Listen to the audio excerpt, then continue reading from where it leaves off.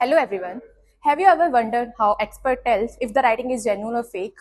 In today's video, I am going to tell about what is forgery, what are the different types of forgery, and what are the characteristics like the forensic experts seen to differentiate between the forged and the genuine writing. So here, let me tell about what is forgery. Forgery is faking someone else's handwriting or signature just to commit suicide, to hide something, or to cheat someone. Forgery can be done in the financial records, wills, any checks, any identity proofs.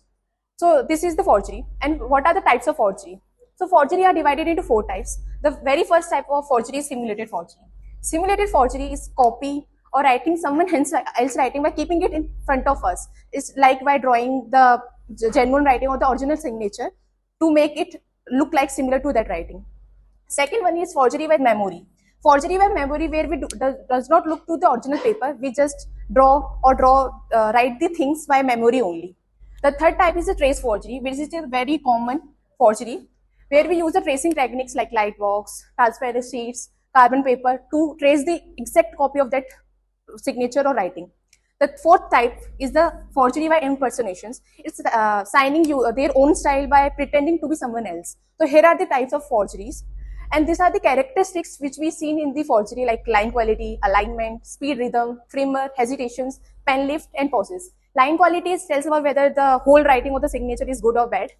Alignment is in which direction the writing is going. Primer speeds is like what way they are doing or at what speed they are writing the original or forged writing. And these are the different characteristics.